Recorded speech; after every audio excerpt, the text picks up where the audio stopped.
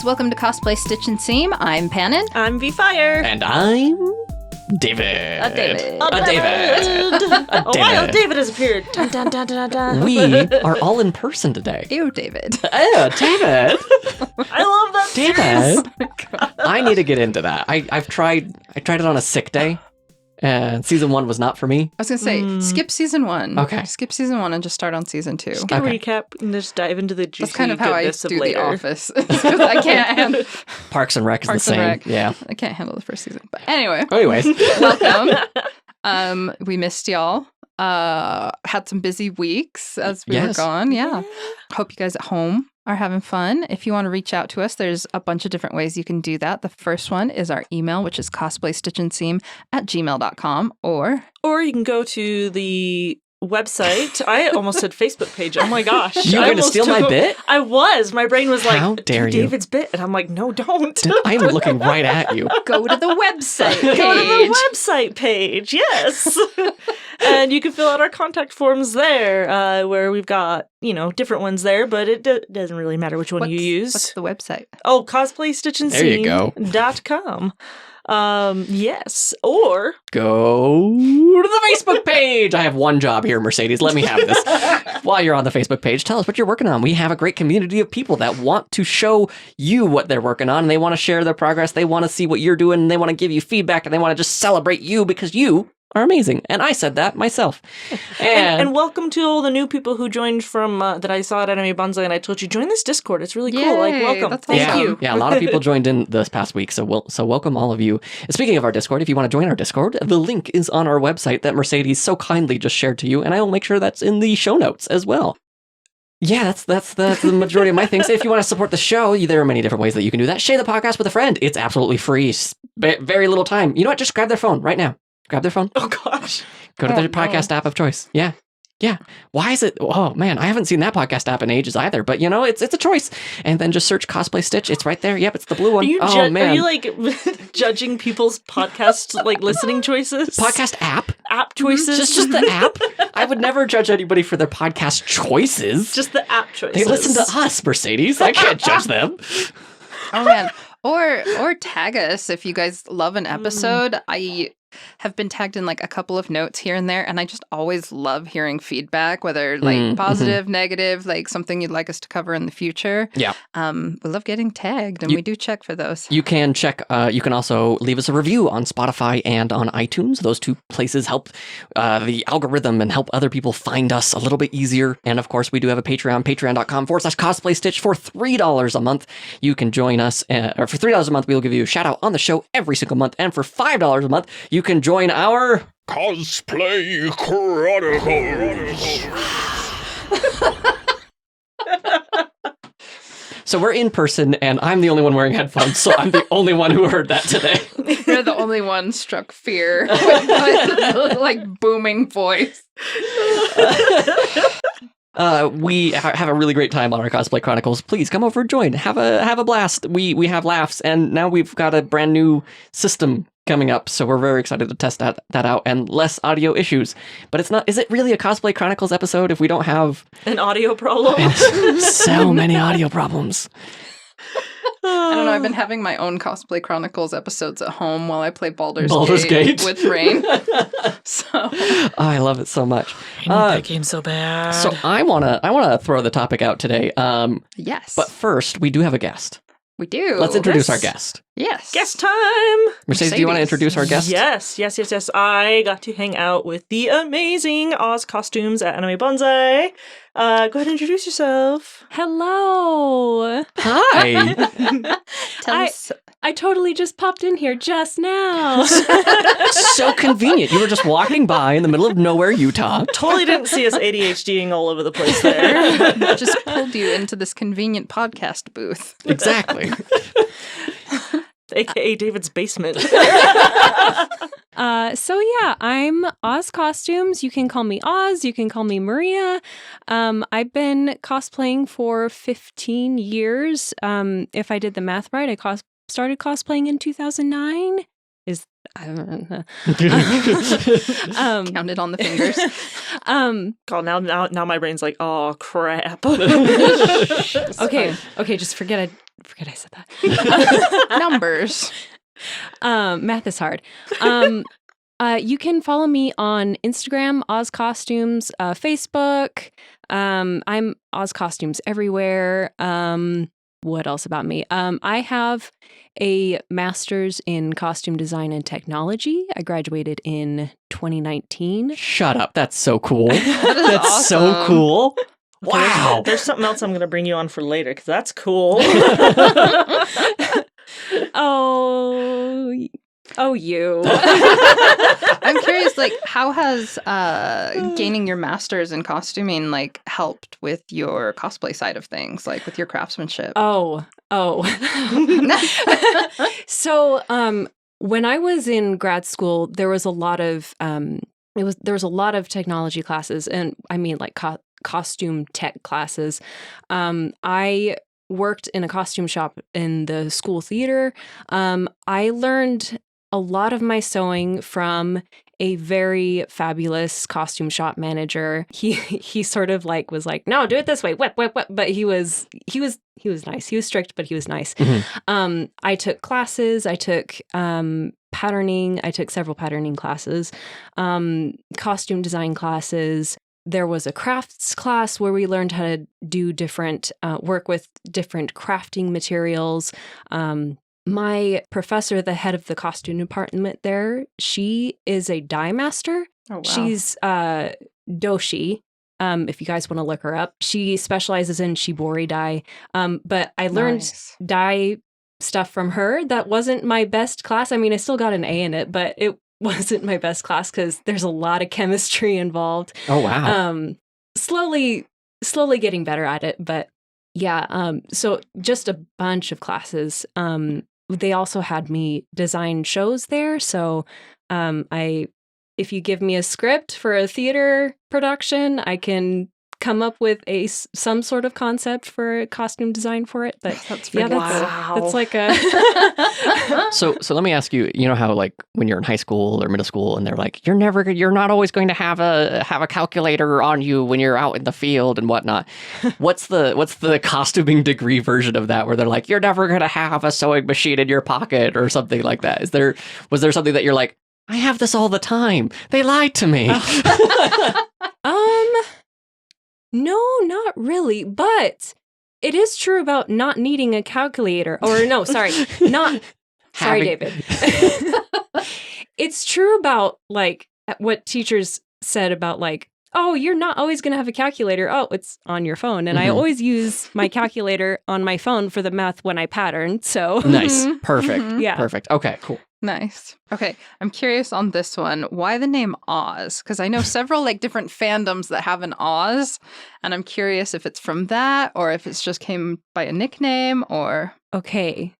All right. Let me explain my username for a little bit. All right. This begins. This is going to be a little bit. I'm sorry. No. So this begins in my high school weeb days. Yes. Perfect. Best weeb days. Best weeb days, early 2000s. It was DeviantArt days. Just the best time of the internet, in my opinion. Mm-hmm. Yeah. So I initially went by Hyrule Master. This is going somewhere, I promise. Hyrule or Hyrule? Hyrule, as in Zelda perfect. Hyrule. Good.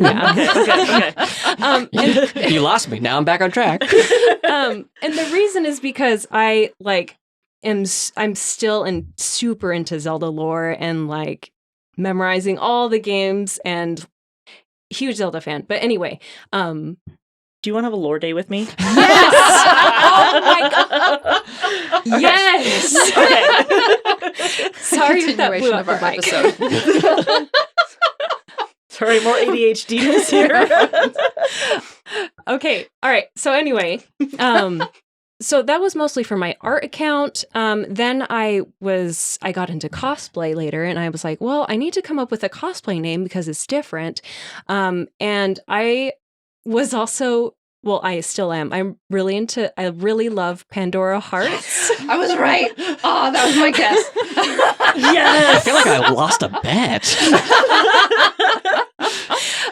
And Oz was the first anime character I really connected with. And I was just like, you have trouble accepting your self-worth? Me too. Fair. So I just loved him. So I was talking with one of my friends. This is going somewhere, I promise. I was talking with one of my friends, and I was like, okay, what should my cosplay name be? I'm thinking it should be something with Oz in it. And then he said, maybe you should be Oz the Neko Master. The Neko is A choice. The reason for the Neko was I also am obsessed with cats. So the master came from the Hyrule Master, Oz came from Pandora Hearts, Neko came from cats. And so I went with that username for a long time.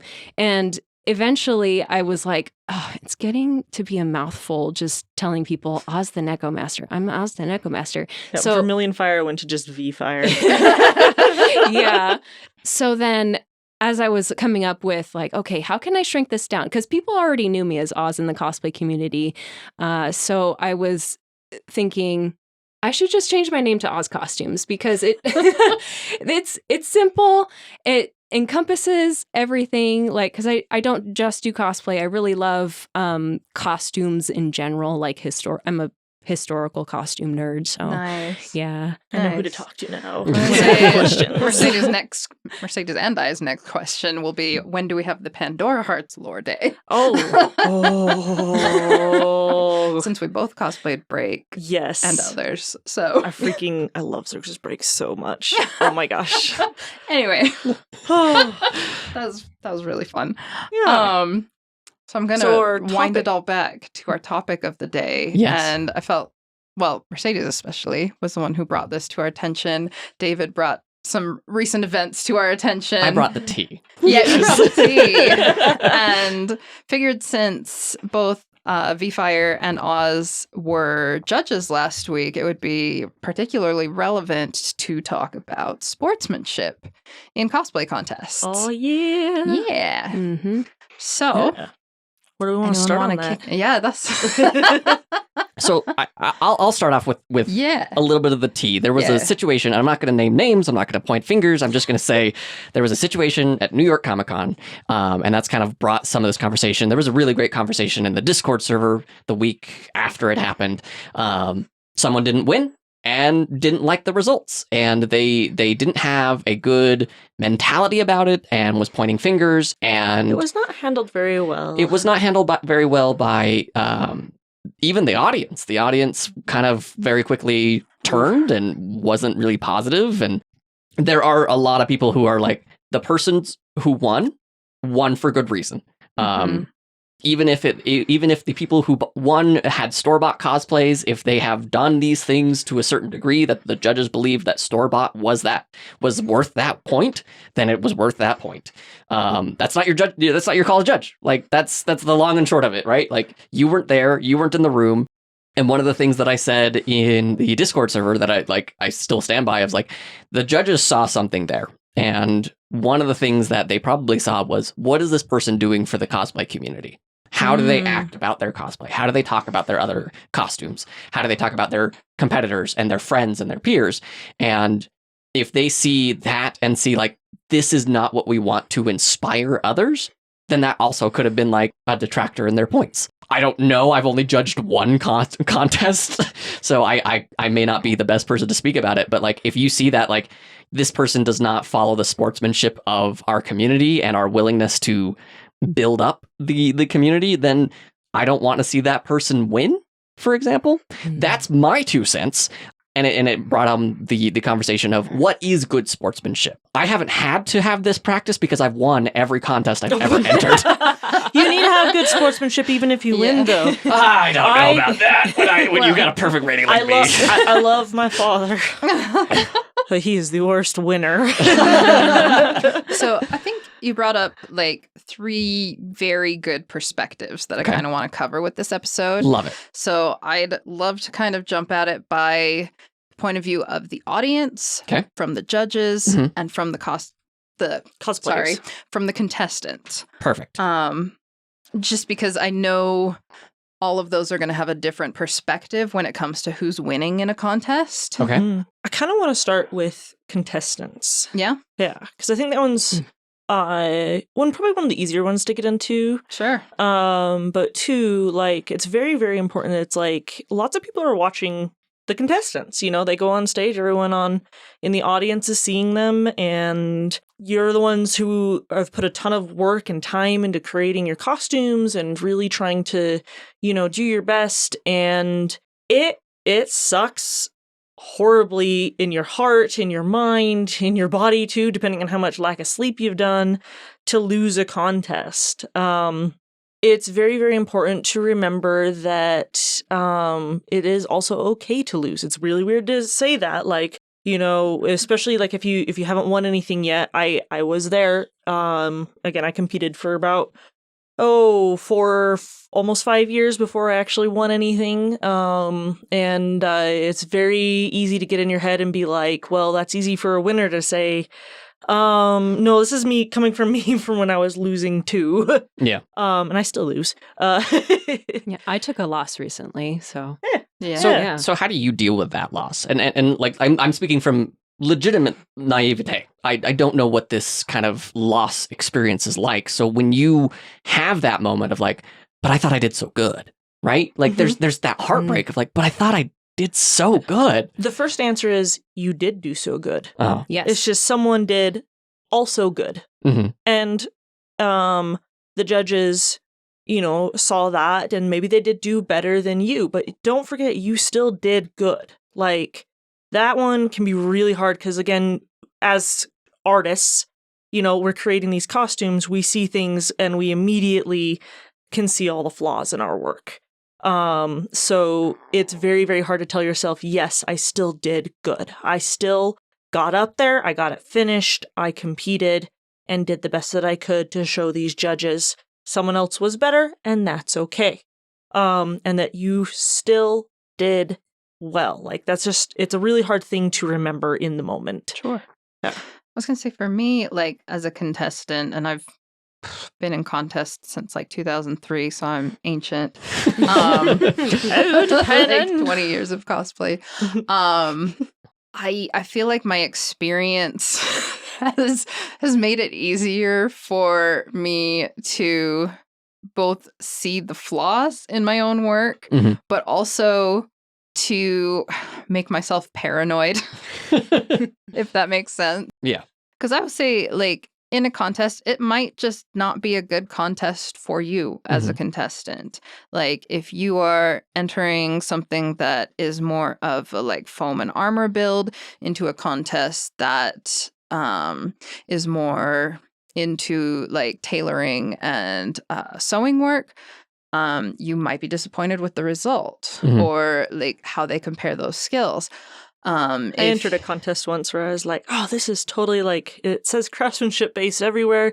This will be fun. This will be great. You know, performance isn't a huge deal. Performance was a huge deal. Yeah. Even though their website said craftsmanship based, I should have watched the contest before competing in it. Sure. I mean, that's a big one too, I was like, where whoa. some shows weight the performance heavier than they do the craftsmanship. Some are going to have judges that specialize in things that aren't your specialty. And I think a good way to protect yourself is to make sure you keep aware of like who is judging these contests you want to participate in. Who's the judge for that year? Who did they routinely bring back? Especially if it's a contest you're coming into for the first time. Yeah. You may not know what kind of expectation to have unless you go back and see, like, has the same person been running it for the last few years? Have the same people been judging? Have they always gotten the same skill sets from their judges? Have they tended to award this type of entry? Things like that. Okay. So that can help. Yeah, it's not a requirement. I want to put that out there. Yeah, it's not for a sure, for requirement sure. to have to do all that kind of work. But it might help, like, if you find yourself, like, worried or nervous about a contest beforehand or even afterhand, remind yourself of these things of, like, there are reasons why these people were picked for it. And most of the time, judges are picked based on, their backgrounds, their skill levels, and their eye for detail. So it's okay to trust what their final decisions were. Can I ask Oz, what was your loss like? Like you said you had a loss. Like, I'm not to get into like the weeds of it all of like, the stitch pattern or whatever was off, but like I'm imagining you found out same time everybody else is finding out, like, oh, this person won and this person won and this person won, and you weren't there. Like, what was that like?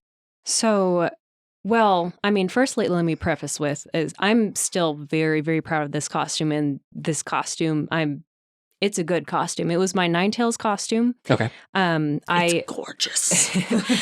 There's pictures of it on my Instagram and in the Discord and all that. But anyway, it was at this past FanX, very huge contest. It was my first time entering this contest, and everybody who did win absolutely deserved it. It was insane. Yeah. It was a super insane, stiff competition. My bestie sent me photos from it, and I was like, oh my goodness. This is wow. It was just, my jaw dropped. Like, I walked in, I almost knew that I lost the moment I walked into the green room area, because I walked in, looked around, and I was like, I'm not going to win, but that's okay. So the process of actually losing, well, I mean, probably the worst part was actually on stage when one of my tails broke. Oh no! But I totally played it off like a champ. Apparently, nobody noticed as far as I knew.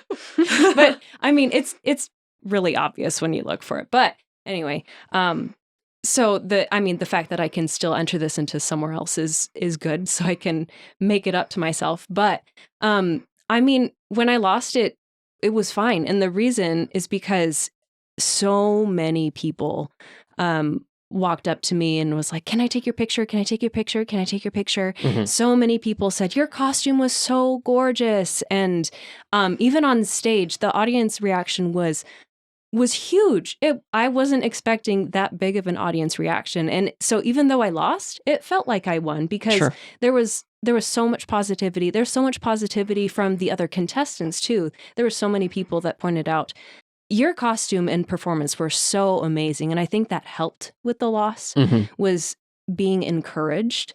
Even though I had a feeling that I was going to lose, I was still very proud of my costume. I did my very best. I did my darndest on it. So yeah, that I still feel great about it. So to kind of wrap up what everyone's saying is, like, it's your mentality. Like, you have to understand that you did your absolute best and someone else did their absolute best, and somebody else, a third party entirely, said, I like this second person's absolute best a little bit more. Yeah. And I'm not saying it's easy for the judges. No. I can't even imagine, like, at a scale of doing something like FanX, let alone like the small little bookstore one that we did. It's hard. It's hard to, like, because you're gonna hurt somebody. And I don't have, like, I talked about this last week, I don't have that good skill of hurting my friends. Like, oh gosh, this sucks. So as the contender, as a loss, you need to understand that you did your best, and maybe that judge just doesn't, appreciate in the same way that you appreciate foam, or maybe they are more of a, like, I know FanX is really big on props and big costumes. So maybe it is like which competition you're going to, who's going to be the judge there, and understanding that, like, sometimes it's just the experience of getting it done. Like, doing the thing and having people come up to you and be like, oh my gosh, I love that. I think FanX is really great about that. Like, I've never had, like, a bad cosplay experience at FanX. Everybody at FanX is always like, I love your costume. This is so great. Like, I feel like the Utah crowd in general, like, when it comes to, like, peeps in the green rooms at these contests, they always seem to be really supportive. And I've seen it in out-of-state ones as well. And just letting that be infectious, like, win or lose, make sure that, like, keep an eye out on the other people who you think, probably, didn't get enough sleep. They're very tired. And, in that moment when you find out that you've lost a competition, the emotions can become overwhelming in that moment because you haven't had a lot of sleep. You've been under a ton of stress. And, seeing that, looking across the room and being like, oh, that person is having a hard time with this, spread that positivity to them, give them that boost that they might not notice that they need at that moment. And on that note, watch your state of mind before going into a contest. Yeah, for Yeah. sure. Take care of your health. I have had contests feel sour just because I was working on something right up until the green room. Yeah. And I'm exhausted and I'm just I barely even want to compete anymore because I made bad choices and that was not protecting my mental health before a contest. Mm. Well, it's like you remember with a side-on. And I do. Yeah. And I came in with Link, and I hadn't even seen what my costume was all put together. And I do not cry in front of people. I do not It takes a lot for that to happen. And the point that when they pulled out that mirror and I saw myself, I looked fine, which was good, but it made me cry because I wasn't ready. Yeah. And my mental state was so low. I just was like, I got wheeled into the green room in a wheelchair. I remember those that competition Yeah. because Side note, I was in the audience when you guys did that.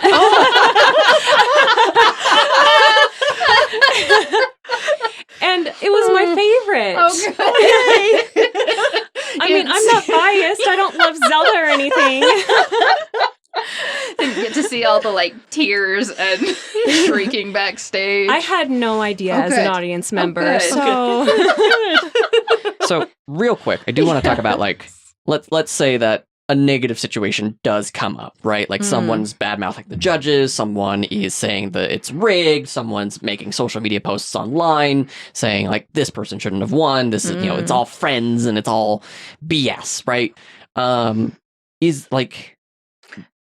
Obviously, and a lot of people have said this about the drama and NYCC is that person may not be welcomed at other competitions. be careful what you say online. Yeah. Be Because very careful because sorry. No, go ahead. Because there are costume coordinators that I know of that know who this person is and they are taking note of it. That's all I'm going to say about that. Absolutely. well, and there's consequences to you throwing a tantrum.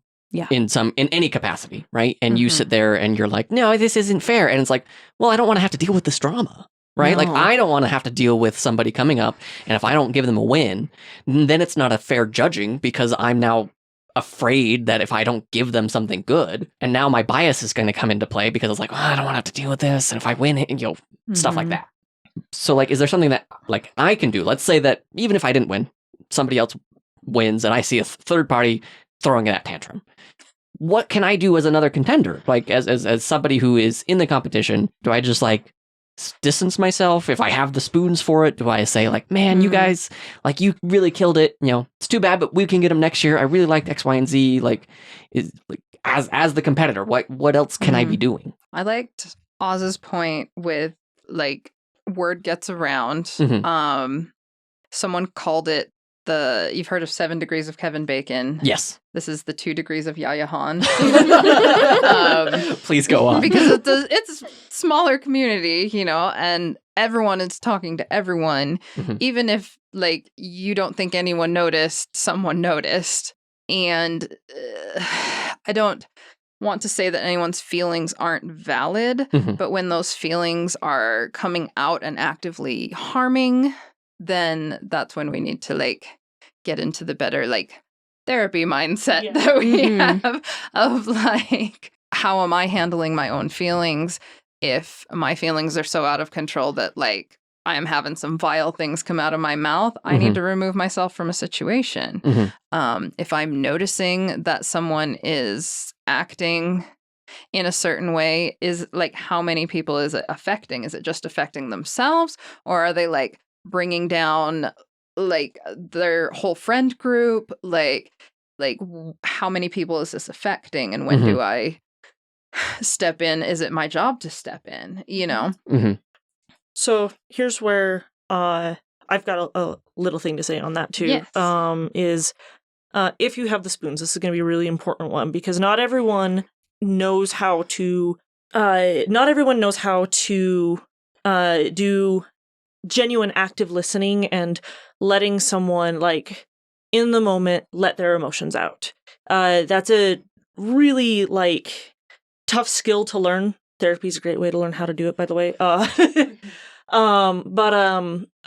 So I have seen, people get in that really angry, ranty stage, even as they're like walking out of the green room, or like I see them later on as we're walking, in other places. Alex actually did a really good job of this at Level Up Expo, where she saw a beginner that was super angry and was ranting about all these different things that they thought was awful about the contest and wasn't going right. And Alex actively listened, said, hey, because in that moment, it's like you need to let those feelings go. But sometimes the best way for people is to let it out, but let it out in a safe space. Alex listened to this person and made them feel valid and active listened. And it was really, really fascinating to watch. And I was even able to step in a little bit, but Alex did way better than I did.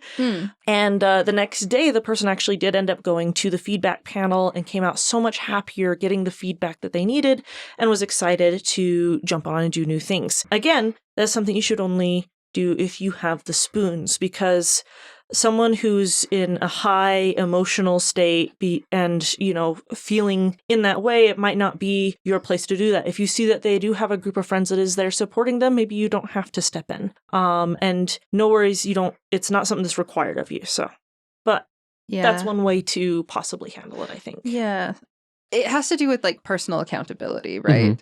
Because whatever emotions you're feeling, like, right, we want to say, they're valid, right? Yeah. But there has to be a certain level of personal accountability, and that can take work, that can take therapy, and just recognizing, even if you are not able to recognize when you're not in an okay mindset, a suggestion I would have is keeping friends around you that can help recognize that rather than light the fire that's going to make that an explosion. Gotcha. Because, friends are wonderful. Friends are great. Having someone who will listen and be like, yes, you were robbed, can be really satisfying.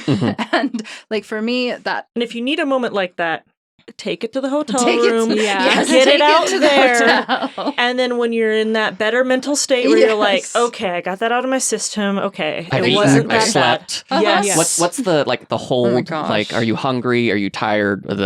You know what I'm talking about? Thirsty, The whole... tired. Yeah. Yep. But yeah, so good to be able to get your feelings out like that. Like, I am someone who processes my emotions by speaking them out loud. But making sure you have a place that is safe and private to do that is very important. Because, like, one of the worst things if you are a winner is to walk by and hear someone trashing about, like, how you didn't deserve to win. Like, that is such an awful thing to hear. I can't imagine somebody being like, you won, congratulations. Looks store-bought, though. Like, that Who would do that? For someone who's put X number of hours, no matter what con you're at, like, hey, yeah, no, that would sting. Like, there are some people who are like, wow, this is too good to be real. This looks like it came from the anime. You must have purchased. There's no way that this could be real. Like, there's no way. It's like, no, I made this. Wow, that's so amazing. But if you're competing with that, and then you said, well, it's store-bought. It's such a passive. Like, I would be devastated if somebody said that to my Hollow Knight cosplay or my Harley Quinn. Like, it's store-bought. I would even go so far as to say, like, really try to be aware of your triggers. Like, if losing in a contest is going to upset you that badly, maybe have one of your friends sit in to listen to the winners. Like, you might win, and they can give you a phone call, but like then you're not there with all of the frantic energy, like keep yourself safe, whatever that looks like for you. Okay. Let's change. Sorry, No, sorry. Go ahead, Oz. I was gonna say, do you have anything to add on to that, Oz? Something that I try to encourage with contestants, in general, is just because you lose, it doesn't mean that you should be ashamed of what you did. Yes.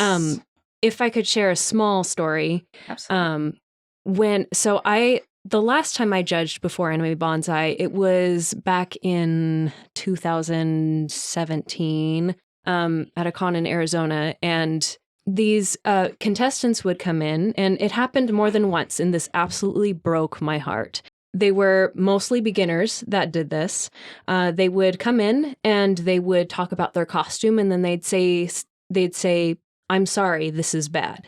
And right? It shattered me a little bit on the inside, because it's just, never, ever, ever be ashamed of your work. Not everyone has the same skill set. Not everyone has the same experience. Not everyone has had the chance to apply their skill set as much. You did your very best. You came in with your very best. You should be proud of what you did no matter what happens. Mm-hmm. And that's something I tried to stress at this past Anime Bonsai. Fortunately, so far, everything has been really positive with the contestants. The contestants, from what I understand, have had a really positive experience. But I made it a point to say, no matter what happens, be proud of your work. You all are amazing. Mm-hmm. So that's just something that I really want to stress, is just don't be apologetic about your work. Never be apologetic about your work. Mm-hmm. Definitely. Okay. What about the judges, though? Like, we've got this like conversation around, like, well, they only picked their friends, or they only like sewing, or, there's a lot of like attack towards the judges. So what, as judges, are the thoughts there?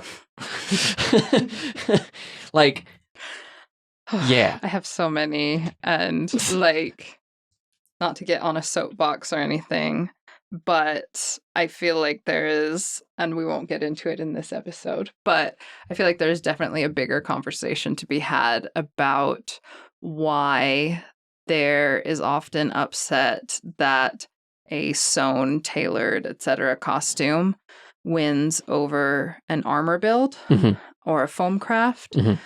I feel like there's definitely some... We did our armor versus fabric episode, and we came to the conclusion at the end that they both have very legit skills. Exactly. I do think there is a certain amount of misogyny that takes place in the community that we probably need to address at some point, where like skills that are seen as feminine are often undervalued by like perhaps like the audience or certain cosplayers, or it just depends. But I think one of the most important things, like not to jump back to contestants, is like respecting the skills of all your peers. Yeah. Is very important. I'm sorry. I'm so glad that you're talking about it, because if you weren't, I was going to come in like Laszlo of like, I will. His name's freaking Mike. Yeah.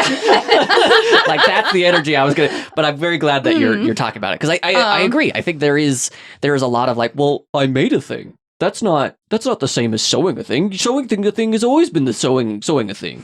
I can just buy that at the store. Why would I sew it? Yeah. Because you're being judged for your craftsmanship. And I was docked points because I didn't sew more things. Sure. When I did my Hollow Knight of like, hey, you bought a jumpsuit to wear underneath this. I would have given you more points if you had sewn the thing. Mm-hmm. And I was like, oh, that's a fair critique. If you're looking for that professionalism, right. I wouldn't expect Marvel to go, yeah, we just bought the outfit and that was it. Whereas like, yeah, we bought it, but then we modified it and we made changes to it. And this is what we did, X, Y, and Z. Right. But yeah, you're absolutely right. Like, this is a huge conversation to talk about the misogyny. And I think also it comes down to the 6-foot rule. That's been something that's been thrown out a lot lately. Because you can see the big costumes. You can see the giant prop. And you can see, like, that's really impressive. But you're not the judge as the audience, or even sometimes the contestant, to see like, oh, they pleated this so perfectly that I had to pull out a ruler and see that it is perfectly symmetrical across the entire frame or something like that, right? Like, freaking, not to like call someone out, but this is a good call Okay, out because yeah. like Athel Artistry, I don't know if you've seen their stuff, but like the iron they use is this big on the end of a soldering iron because they're going in with these tiny little Oh my gosh. pleats in their like It's a all kinds little of costs. bitty It's so- iron. It's an iron the size of about a quarter. They come that small? They do. I They want like connect to one. a little like soldering iron. I have one at home. I can show you guys next time. Can I touch it? But like it's Not to go when it's into hot. like little corners and stuff that you can't normally reach. That's But amazing. anyway, to get back on judges, I had a point I was getting to somewhere. We were talking about a little bit of misogyny and the idea of like sewing versus crafting and Sure. Yeah. I know, like, for when I have run contests in the past, it's been really important to me to get a balanced selection of judges Mhm. so that we have opinions on tailoring. So we have opinions on armor. So we have opinions on electronics, opinions on performance, like that have experience behind them. Yeah. And Yeah, I think when it comes to, like, if I've heard people complaining when I was a judge, I was once called a secretary off the street because I didn't wear cosplay to judging. I wanted to be comfortable. I know, right? I was like, okay. you want me to sit in a room for 10 hours judging other people's cosplay in an uncomfortable cosplay? Like Can I share a really quick story? Sorry. Yeah. On the note, do this. All right, so this past weekend at Anime Bonsai, us craftsmanship judges, it was me, Jezroth, and Mercury Cosplay, both cosplay legends. We were in the judging room for a very long time, and it was sweltering hot. I was the only one in cosplay, and I thought those two were the smarter ones. I definitely get that. I would just say, as far as sportsmanship, like judges, and I think most judges, good judges, are doing this anyway, like being aware of their biases, asking for other opinions if there's not something they're not sure on. Listening to the other judges in the Yeah. judging room, Yeah. taking everybody's point of view into account. Right. I always try to leave time after, like for contests that I do run, leave time after for the judges to deliberate between Because it's more than judging just the sessions, numbers. because There's a lot I of nuance. would never do just numbers judging. Like, I want people to be able to have a discussion, because there's always going to be something that one notices and another doesn't, Yeah. or something that one has expertise in and someone else doesn't. Like, I have learned a lot about different techniques just from judging, because you're never going to know all of them. Well, and like I'm impressed by everything at this point, right? Like I'm so new to the craft of like, oh, you sewed that? That's amazing. 10 out of 10. I don't know. And then I'll have Pan and Mercedes go, it's good. It's not 10 out of 10. I was like, oh, teach me more. Like David, let's talk about this. Yes. Like with anything, you have to have that veracity for knowledge and Sure. learning new things, right? Mhm.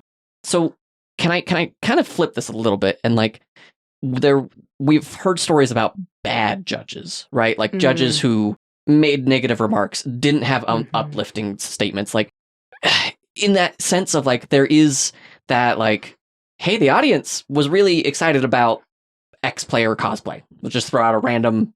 These are words that I'm throwing out. I'm not actually creating X player cosplay at all.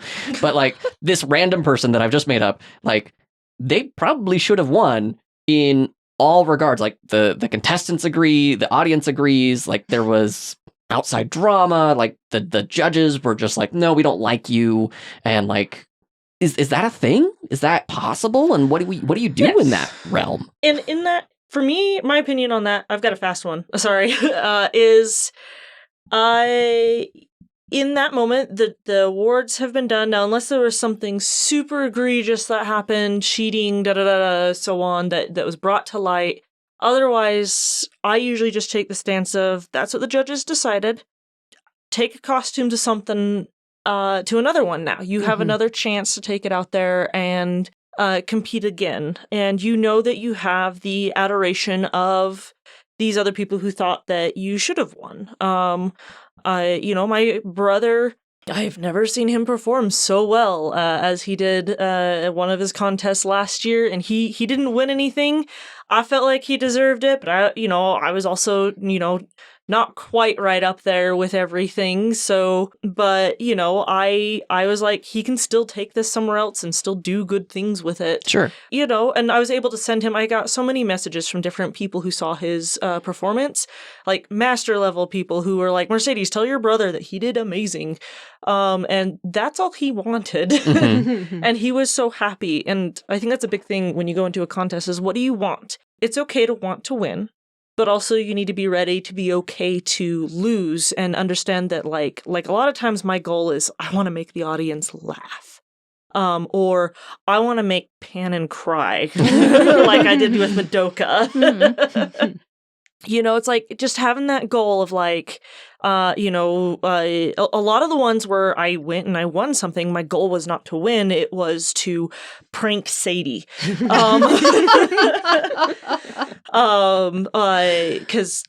that's how Shadow of the Colossus happened, was just me trying to gaslight Sadie.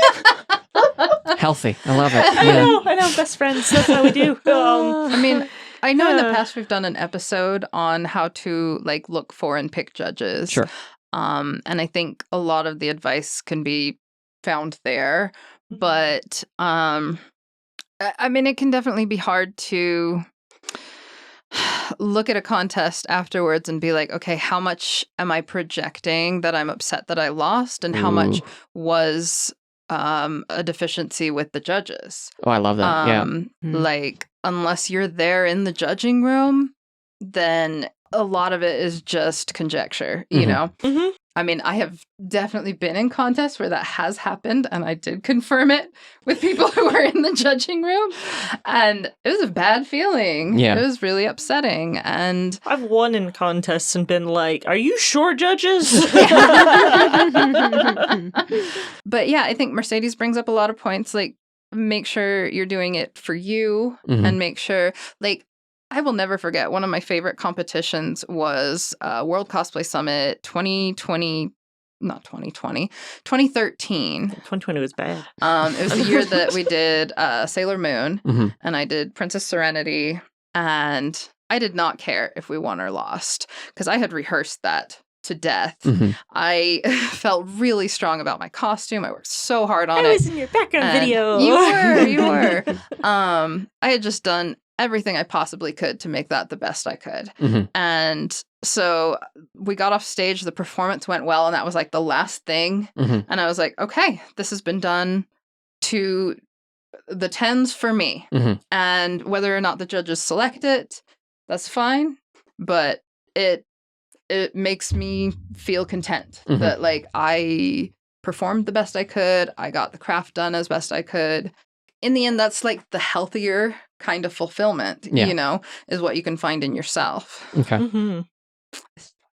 I love it. Yeah. Oz, anything else you want to? I will say, if you ever feel like a judge has legitimately disrespected you in any way, this has happened in previous conventions, bring it up to the contest coordinator.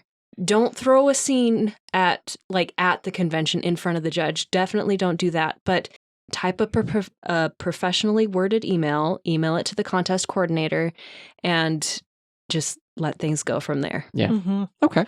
I have had to do that before. And a really great way of doing that professionally worded email is to pull up a Google Docs. Do not do it in your Gmail or whatever, because then you might hit send and be like, oh no. Do not do that. But write out the rawest form first. And I've actually done this with Sadie, where she'll also be on the Google Docs, and I'll be like, all the cuss words, all the angry things that I am feeling about how I was treated, or how someone that I knew was treated, so on and so forth. And Sadie will go by and turn it into professional speak. And I'm like, oh, thank you. But like, it allows me to get it out, but also like to have my like I get my feelings out, but also I get it out in a professional way that can be used to hopefully help be constructive in the end. And that's the biggest thing, is that I always try any feedback that I give, whether it's to a cosplayer, whether it's to a contest, or an experience that I had, with a judge, I try to take a constructive route rather than destructive. Of, hey, this thing didn't make me feel comfortable. I really want to try and make this better. What can be done? Here's a suggestion that I have, but you don't have to take it. That's another thing too. That's one thing that took me a long time to learn, was that just because I think something's right doesn't mean it is. They may have more insight, especially, the contest runner may have more insight on how to handle that. So that's why I love contests that have a post-mortem or like a feedback panel. Feedback panel. And like, if you are salty about how a contest shook out, that is the place to go. Like, several contests I know actually let you do one-on-ones with the judges, and get feedback. And then you have confirmation of like what was going on, what you can improve on, what you did well. Sometimes it's just nice to get the judges to hear that from the judges. Level Up Expo does this thing that I absolutely love with their feedback panel. It's just you and the judges. Nice. And Jez Roth, who's like, it's just always great to be in his presence. Funny story about like when I did the feedback panel for the Hollow Knight. Like, I was so excited. Like, I won the performance, but I didn't win the like costuming and design, and I was like, I want to know what I could do better, right? And I remember I was sitting with X-Angel, and X-Angel had like a little notebook and was like writing down notes and was like really excited. And they look at me and they go, do you want something to write down with? And I went, no, it's going to be demoralizing. I know it. I'm going to be able to remember this forever. And obviously I didn't. I just also came from like a company that was like in the same vein that people say, we're a family. It's like, we're feedback focused. And it's like, now like anytime that someone says like, we're feedback focused, I get like cringy. So it's obviously, it's going to stick in my mind. And I remember every single thing that they said. I remember everything, especially when Jez was like, the Dung Defender in Hollow Knight. I was like, yes, he is a treasure and we love him. But that's neither here nor there. So again, like to bring it back, as the judges, is there anything else that like you can say, you can do, you can kind of like prep yourself for? For me, as like, I always prep myself for the feedback panel. I always know that most likely the people who are, I guess, extra angry are probably not going to go to the feedback panel. And if I do see them in the hallways, I will be positive, but I will not offer unsolicited feedback because that can make it worse. In feedback, again, I always take that position of be constructive, because like these people are being brave enough to come back to get the feedback on their costume. And I want to encourage them to keep going. I don't want to be like, well, it sucked. Yeah. Because that's not helpful at all.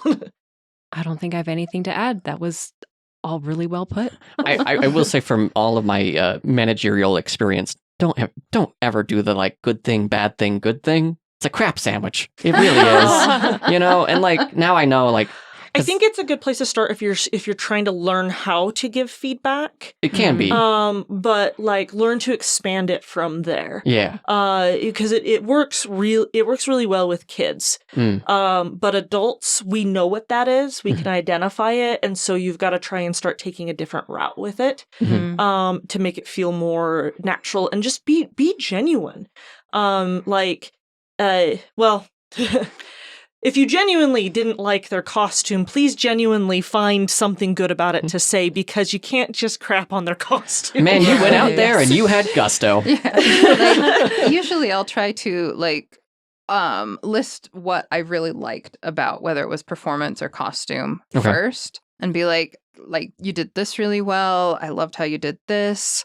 This is what I want to see you come back with next time. Ooh, I love that phrase. That's so what we good. tried to aim for. Yeah, in our critique. That's so good. And it might be a list. It might be just one or two things. But if they take that under advisement, I know they're going to improve. And just to consider that when you're getting the feedback from the judges, is it's coming from a place of wanting to help you. Yeah. You know? No, I especially love the, like, when you're here next time. This is like, when you're here next time. Like, just this, like, kind of presumptuous phrase. Like, I just, something about my brain really hung on to that, like, section of just like, oh, yeah. Because Jez did the same thing to everybody that I overheard. Not that I was eavesdropping, but everyone that I could just, like, it's a small room. You could hear everything. Yeah, that's very much how he gives critique. And yes, and genuinely, when we were giving critique yesterday. Wow, that was only yesterday. We genuinely wanted to the advice we were giving and the critique we were giving, it was from a place of we genuinely want to see you improve. We want to see you keep coming back. Any final thoughts on the judges before we move to the audience? I mean, one of the things. Oh, yeah, I was just gonna quickly say the win thing. That's a marketing thing, actually. When I'm talking to tours when they come in and do a tour, I don't say if they sign up. I say when you sign up, this is what will happen. Yeah, definitely. It's a good mental trick. Definitely. What were you gonna say? Oh, I was gonna say, like, one of the things you mentioned was, like, if you have seen cosplayers who are going to be, like, upset and yell bias whether or not they deserve to win, who are just going to throw a fit, I think you said, if they don't win. Yeah. I, as a point of personal integrity, I will never give away an award that isn't earned. And yeah, sometimes people have tried to cry bias, but I have had, like, my results reviewed after that. They were perfectly in line with other judges. And so I feel really strongly about making sure that, like, the people that earn the award. And I'm not here to, like, play that game. You both came up to me and said, we love your costume. We are not going to be judging you. We have to excuse ourselves. And, like, I honestly, like, had so much respect for the both of you that you, like, actively told me this. Just not just like, well, we're just gonna, not do Crest Sphinx, thing. It was just, no, we love you too much, and that's a bias. And that's like, oh, you have so much integrity for the whole thing that you don't want any amount of pre-thought in this. And then, like, that's how you know that, like, someone's actually taking it seriously, is that they, like, nope. That's just, I know that this is too much, and I love you. I'm going to walk away.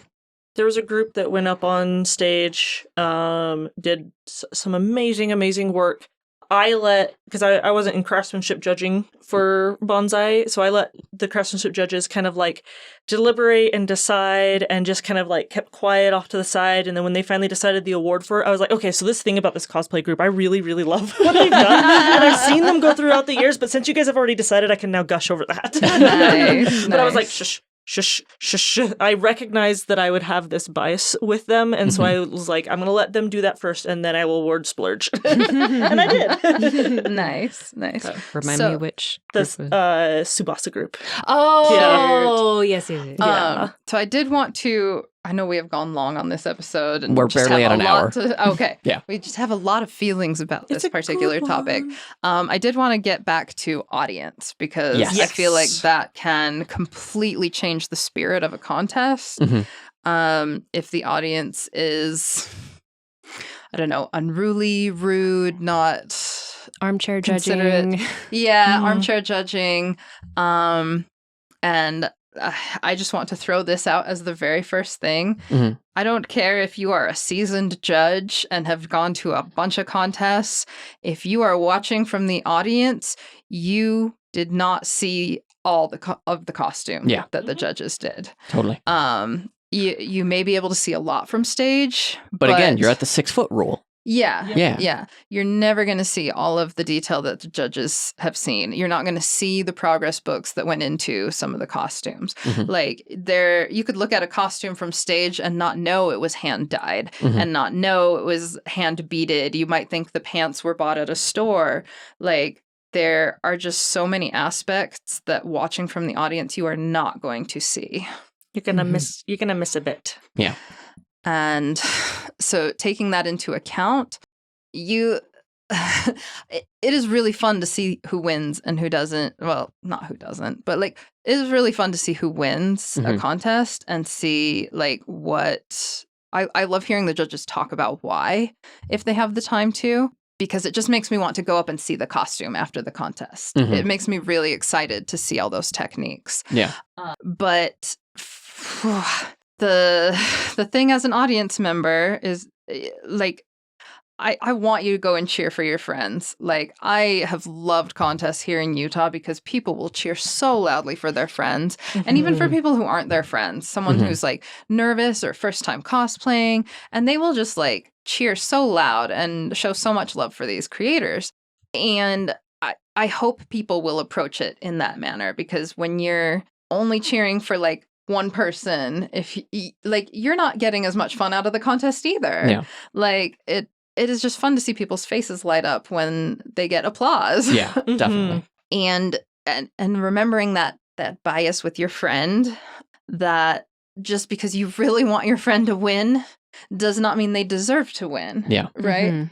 And supporting any kind of, like, especially with recent things, supporting any kind of behavior that is that loud and that openly deriding other contestants. Mhm. Like, you may think it's just cheering and chanting for the one you want to win, but how is the person who wins that isn't that person going to feel? Right. Mhm. You know? There's this group of teens that I absolutely adore. They might be adults now, actually. I just want to see them as teens. But I've realized how much time has passed. One of my favorite younger cosplayers is like, "Yeah, I did 5 years of college," and I was like, "What? You're graduated?" They always like come to events and they cheer so loud. I do not know how they have voices at the end for every single person that goes on I stage. think I know which ones you're talking about. Yeah. It's like, I don't know what group this is. I don't know their names, but they are infamous. This is the best little cheer squad ever. Be that person. You don't have to lose your voice, but be that person. Oh, is that why the cheers were so loud?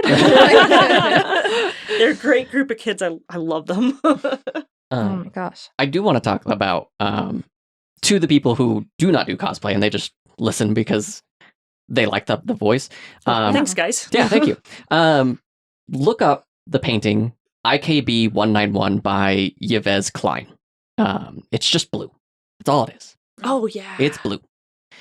And I've heard many people go, I could paint that. Me as a colorblind person, I could probably paint that. Yeah, it's blue. I see blue. But then when you look at it, it's an entire canvas of blue. So not only do you have to go out and get all the materials, you have to go get the 12-foot tall canvas, you have to get the right amount of paint, you have to get the right brushes. You then have to practice the perfect art of brushwork to make it look seamless. It looks like just a laser printed piece of paper, blue. Because you don't see the brushstrokes on that. You can't see the brushstrokes on that. And that's the thing, is that, like, yeah, you can say that, but all right, are you going to back up? Like, yeah, I can do that. Like, Kaylin does all of these like cool silk and lyra and pole dancing stuff, and I will make a joke of like, yeah, I could do that. And I know from the bottom of my heart, I could not. I can't go upside down for more than 3 seconds. And it's fun because I know that person. I know who Kaylin is. But if you go up to somebody who competed at all, let alone won, and so I could do that, that is so disregarding of their experience. I spent 6 months working on this cosplay, and you're gonna sit there and like, I can do that. All right, show it. You know what? Put your money where your mouth is. Let's see what happens when you actually try for 2 seconds. That's my big thing to like audience members of like, until you do it, I don't want to hear it. That's very well put. Thank you. Mm-hmm. I've often found, like, especially in online spaces, the people who criticize you the loudest are the people that are jealous and afraid to try. Mhm. Mhm. I guess my last little thing to add on here is look up Ludus Cosplay, Ludus. Yeah. They made a post. I shared it on my personal page, but they shared a post just talking about like letting the pressure go, take care of your body, watch your state of mind, reduce your financial strain, so on and so forth. Just a lot of really good things to take to heart and help you be a good sportsman when you're in those high emotional states and low sleep. But you, Oz, what do you like to see in an audience, or what advice would you give an audience to practice good sportsmanship? I think David had a really good point. The blue painting, you can't see the brush strokes, and that requires a lot of technique. Same thing. You look at a costume, you don't know what has gone into that. And I saw a video. I can't pronounce the name or off the top of my head. I'm really bad with names. But they were one of the representatives of Canada for World Cosplay Summit this year.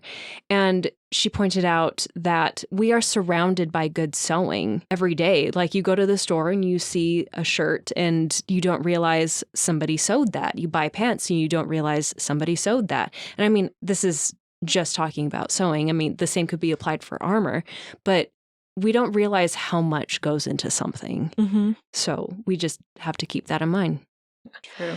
And if you're like, I still don't see it, do what I did and start a blog, start a podcast, showcase other people and ask them about how they did their stuff, and you'll realize how much you don't know, and also gain a huge appreciation for what people do. So just like I said, put your money where your mouth is. Like, I don't like, there's so many ways that you can be nice on the internet. Why be mean?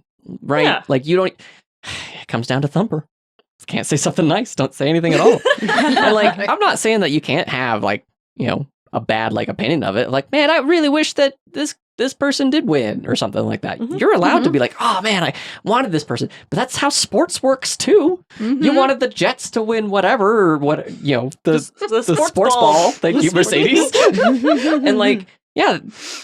And I would hate to see the same reactions of people who like lost or won out in the streets after a big game. It's anarchy out there. Could you imagine World Cosplay Summit and everybody's running out of the stadium? Hot one! It just... Okay, I was in marching band in college, and where drinking is allowed, and and I just imagine that in a cosplay sense, and I'm imagining things. Get out of my head. I think this has been a really good episode, and I feel like I have learned a lot as many different sides, because I still feel like the newbie a lot of times, and I really appreciate the three of you tell me how it is. I really appreciate it. So I've always found like there's always something more I can do, more I can try to do better on. And so like, I like having these discussions. So it's like, oh yeah, I want to try that too. And I want to do that. And just always reminding myself before I go into a contest that I'm either competing in or judging in, and just telling myself, it's not about me. I worked hard. Sadie will pat me on the back for it. My husband will have a, good pep talk for me when I'm mentally like losing it at some point. He's very good for that. And that's all I need. Yeah. Well, I think it's that time where we have to talk about our horror stories. Spooky, spooky, spooky. Oz. As our guest, do you have a horror story that you would like to share? I have so many. So excited. For the sake of time though, can I share two? Yeah. Oh yeah. Just one short one and then one slightly longer one, but I do have a lot. Maybe I'll email them in if I remember. But anyway, so this first one, it involves not necessarily like at a con. It was we were on a trip to a con. It was Anime Expo. And as you know, it's in Los Angeles. This was a while ago. That one I call ToastyCon. I was going to say, like one of the hottest weeks in the summer. LineCon. I've never been to it, but I just know that people just melt in lines. Yes. But this particular story takes place at night. Something that my friends and I did to save on money, because we were poor college students, is we would stay in a hotel that wasn't as expensive. Now, this was before, LA isn't exactly the safest city. This is before it got really bad, though. I would definitely advise to stay closer to the con if you're going to Anime Expo. but we were walking back to our hotel. We had taken the metro. So that's how far away this hotel was. It was kind of close, but we had to take the metro. So we were walking back from the station. And we were in cosplay. We're like, on a con high. And my friend, one of my friends walks up to me and is like, just so you know, someone was following us. Yeah. And this was before I really got into true crime, so I feel like I was so I was less aware of everything. If it were me now, I'd be so paranoid. But anyway, oh my gosh, I have goosebumps just thinking about that. I have goosebumps thinking about it now. But anyway, so she was cosplaying Kenshin that day, and she was borrowing a wooden bokken from my mother. And Your mom sounds dope. She has a bokken. Like she's really cool. So she had the sword, and she noticed that somebody was following us from kind of a ways away. She turned around, raised her sword, and let this person know that she was armed. and apparently this person turned around and walked away. Smart. I don't know if they walked away because it's like, this is too cringy, or I'm not going to mess with this. Yeah, no, thank probably you. the latter. I hope it's the latter. Yeah, usually creeps like that will want someone easy. Yeah. I mean, this is me getting to true crime mode. They don't want confrontation. They'll walk away like, Yes. oh, you've acknowledged me. I'm done. Yes. Yeah. Yes. So. I mean, that's the first thing I did when I was scared and heard noises in my house at midnight. I grabbed the master sword and I was walking around every floor like, what was that? The master sword was forged by the goddess. Yeah, exactly. It will keep me safe. It has gone through time twice. So anyway, that was that story. That was actually legit scary. Yeah. This next story is still a horror story. I laugh about it now. It actually happened fairly recently-ish, like within the past 2 years. So anyway, one of the cosplays that I have that I spent a lot of time on, it was one of my COVID projects, was Luna Freya from Final Fantasy 15. Ooh. I spent a lot of time on this dress. I did beading on the collar. Okay, and on was it the wedding dress or the princess dress? Her Oracle princess dress. Okay. That one's so pretty. Yeah. Wait, you know about this Final Fantasy 15? I'm going to steal Oz for a lore of 15 episodes. Son of a gun. You don't know that I have the sun shield in my car with the 4 boys in it that you can only get from buying too much stuff in the Square Enix store. You can't buy it. Anyway, sorry. I love it. But anyway, Beautiful so Luna Freya. I had I draped it. I had gotten all the pleats in. The point is, I spent a lot of time on this dress. I also had made a Noctis suit for my husband. It's the underlayer for Panic. Giving me all the feels. This particular suit goes underneath the regalia armor, as I'm sure Panna knows. I also know, but I'm just teasing Cannon. But anyway, so I decided. So this was our first time going to FanX. I had booked a photo shoot with a photographer, and so I was putting makeup on my husband to get his face all clear, and you know how it goes. Guys can wear makeup too. Yes. And still be masculine. Chris is picky. So anyway, I had put on, I wasn't thinking very much this morning. I was tired. And so anyway, I had put on Luna Freya, done all my makeup. And my mindset was, I'll take care of me first, and then I'll take care of my husband. Uh-huh.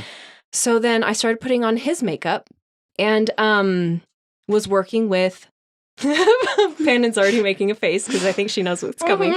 I was working with liquid foundation, and I, was working. And then all of a sudden, my husband goes, there's some makeup on your dress. No! And right on my front, like on my belly area, was a big tan spot of foundation on this beautiful white dress that I had made. And I my heart sinks.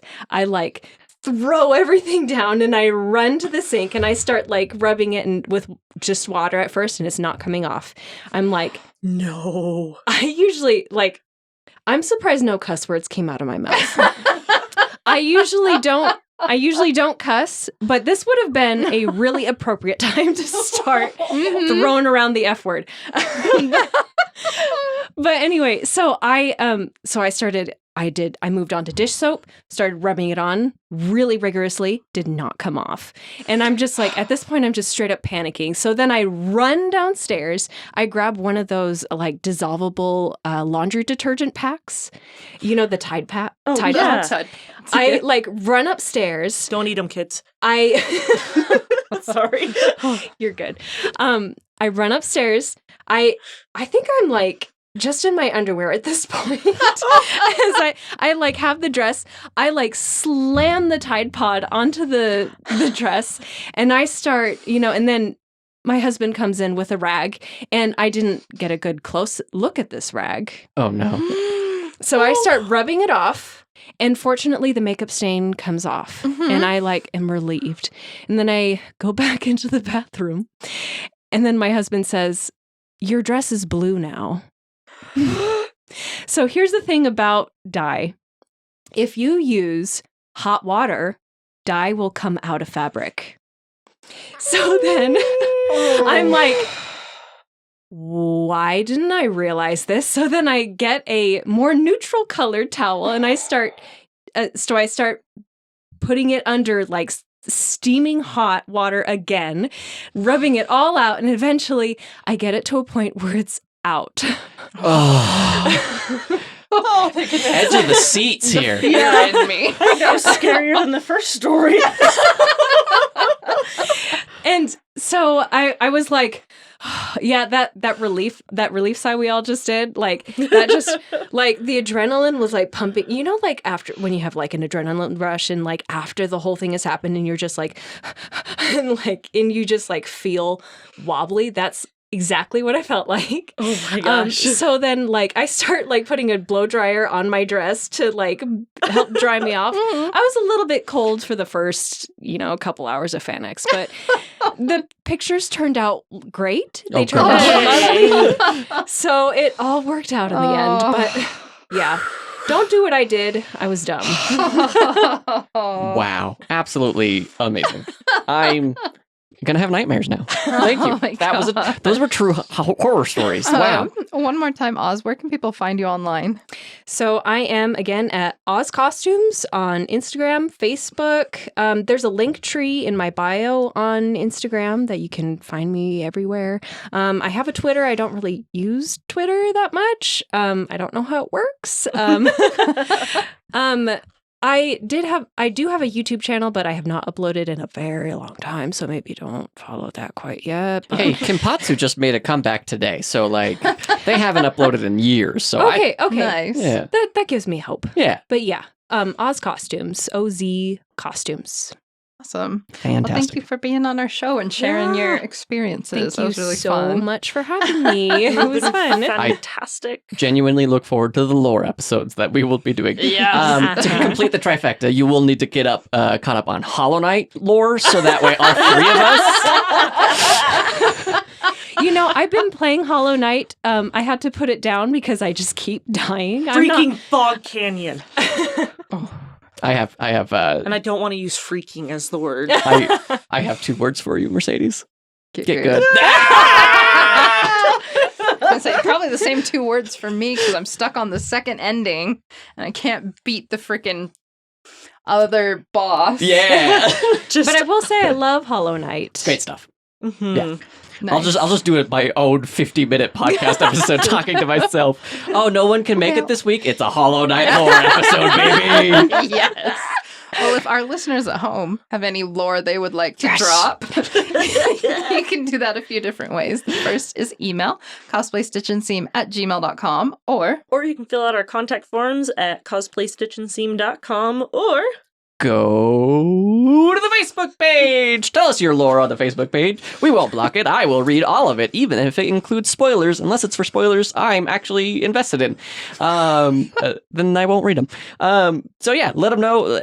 Let everybody know. And if you want to go to our Discord server where maybe I'll make a lore channel. Should I make a lore channel? Oh my gosh. Just for people to like have their tism moment and just share like, okay, I love X, Y, and Z for no other reason. The size in the room says yes. Okay, so I'll make that. I'll make that later. When the episode goes live, I'll make You that. have no idea how hard I'm like clamping my mouth shut to not go off this very moment. I know. I'm like, I've got this one and this one and this one and this one and this one.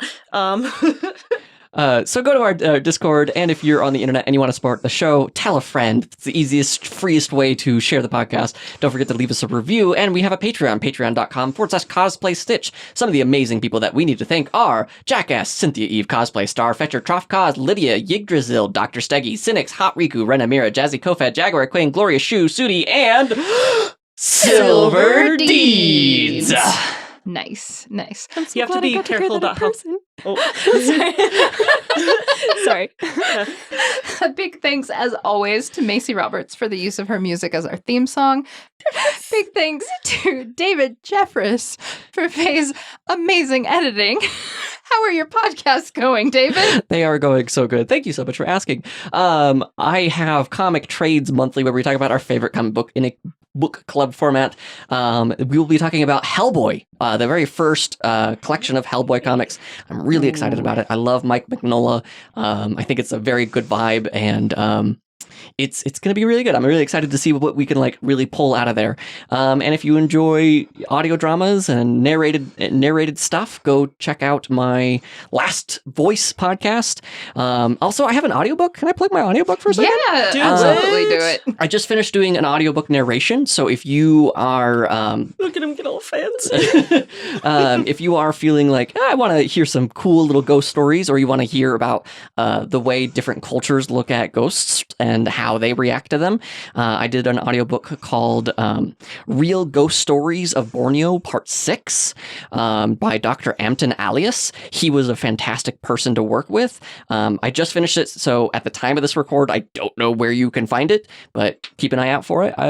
Go support the thing, and if you aren't tired of my voice after this, it's 5 hours and 1 minute and 17 seconds of my voice. That sounds amazing. I love ghost stories. I like listen to it, like, yeah, David, yeah, that thing too. And then I'll be like, oh wait, David's not here. So, speaking of ghosts, Uh-oh. Okay.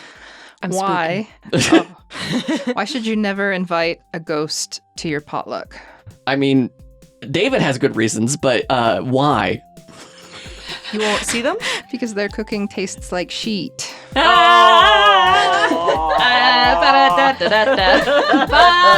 Bye, guys. See you later.